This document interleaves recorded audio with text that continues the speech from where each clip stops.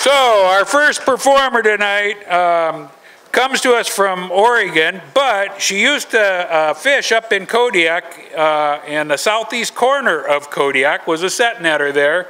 Her family still fishes up there at Dead Man's Bay, and apparently she's got a whole table full of, let's hear from the set net.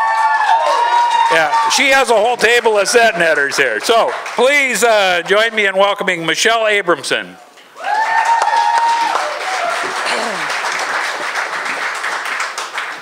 Well, I think I'm the second performance tonight, not the first, right?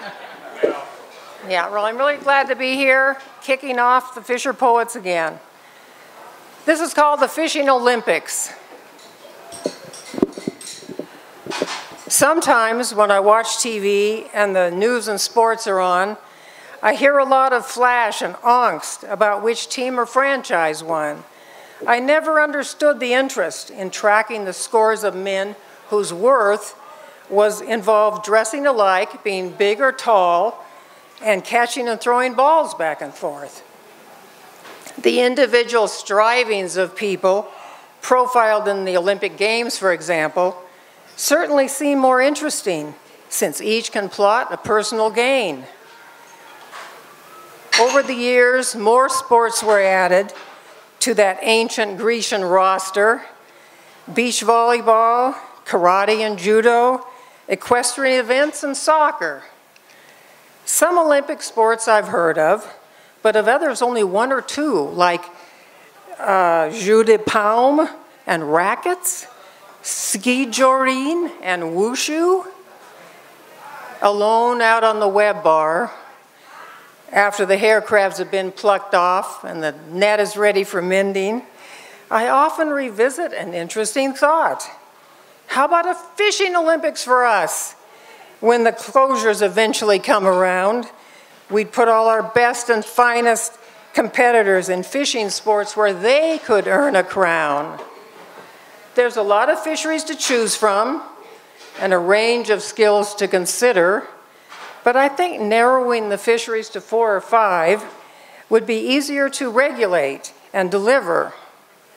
There's nothing prettier than a perfect seine net stacked just right by a muscled guy on a rein, or a seine pulled fast by a rain-pelted jitney on a ram jam opening under a leaden sky.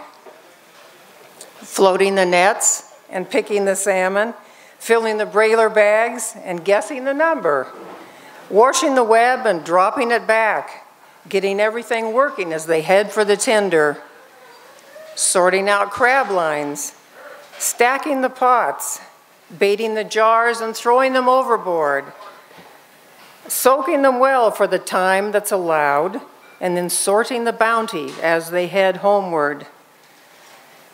Recognizing sizes on halibut openings when a line and some lips are all that they see, gaffing them up with the hook and the line, and keep them from sliding back into the sea.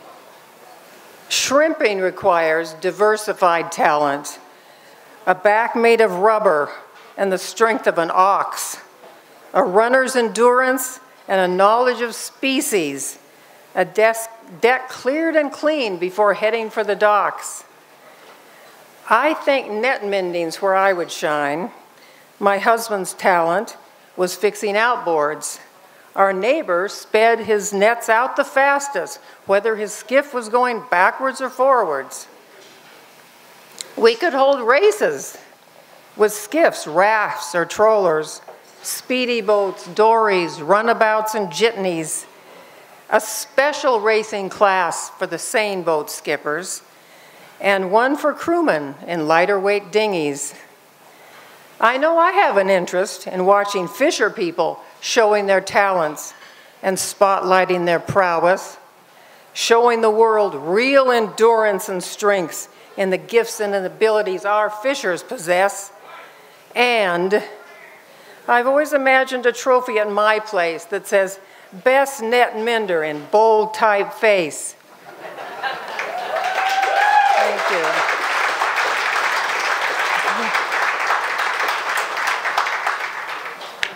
Thank you. All right, this one, is this, oh, can you hear me okay? Is this all right? Okay. This one's called Boots. Boots on the ground when the work starts anew. Boots lined up when the day is through. Boots in the skiff and boots on deck. Boots that went over and got hung up wet. Kodiak dancing slippers left at the door after the pitch-off and back on shore. Returning fish veteran or green newcomer, they all wear boots to fish each summer. Boots are the heart of the fisherman's kit, of utmost importance from where we all sit. Extra Tough's Vikings, muck boots and bogs, Wellington, service, and coalfish clogs, all fit the bill for the fisherman's feet, but such are the dreams that some never meet. 6'5" Jimmy, with feet size 15, stepped out of the skiff, soaked up to his knees. A closer look, taken by all on the shore, began with a "what?" and ended with a roar. "Why in the heck are you wearing those?" As Jimmy stood dripping in a crooked smile pose. "Nothing would fit me in town," he proposed. "I found these on the dock after the bars had closed." A soggy pair of wingtips graced his frozen limbs, two-tone florshimes with black-edged trims, dual-colored leather, an expensive soft calf, dapperly set off his outfit and his laugh.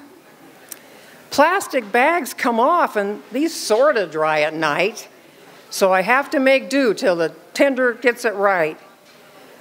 Young Casey from Naknek had a similar plight that Exxon year when we fished day and night. In tents and skiffs with tarps for sleeping spaces, we all fished the flats miles from our places.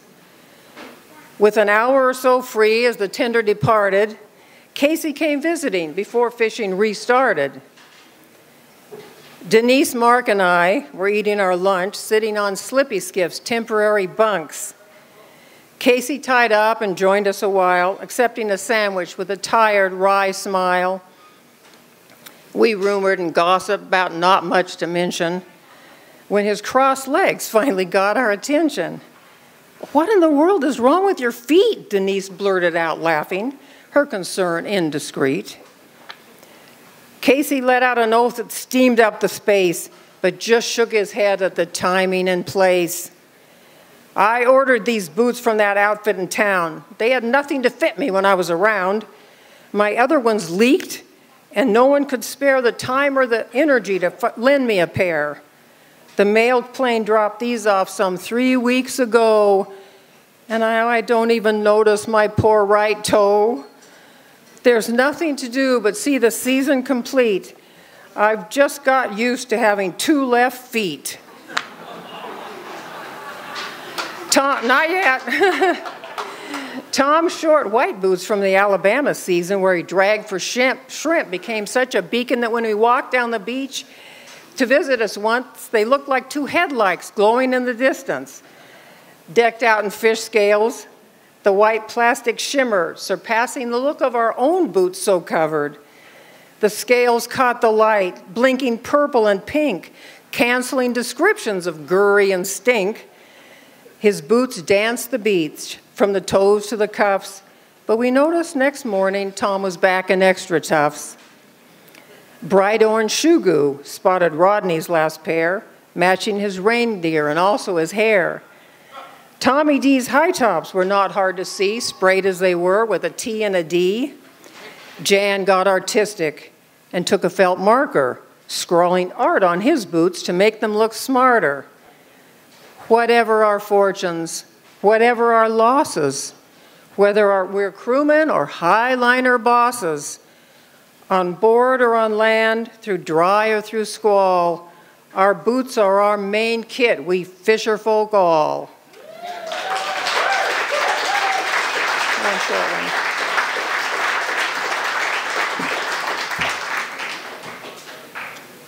This one's called Alaska Night.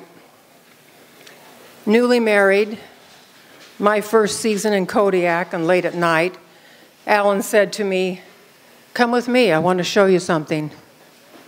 We left the warm cabin.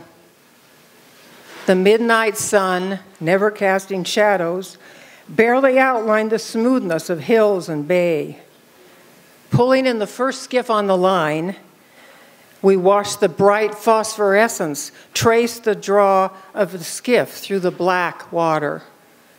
He motored on low to the middle of the bay and cut the engine. "Listen," he said. The water lapped softly on the bow as the skiff settled into the vastness of twilight sky and darkened earth and sea. 2 dolphins arched near us. Their rise from the fathomless waters was followed by retortive air expelling and the intake of another breath. As always, each animal turned slightly to look at us with one eye, the breezeless night strengthening the silence.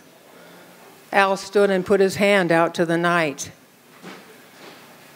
Galvanized tin stars dotted the foggy sky, the hills barely breaking from the blue-gray backdrop of mountains and coldly bathed by a sliver of white moon. Through the quiet and the weight of an endless space without daylight, I knew he was hearing the life of this place he loved.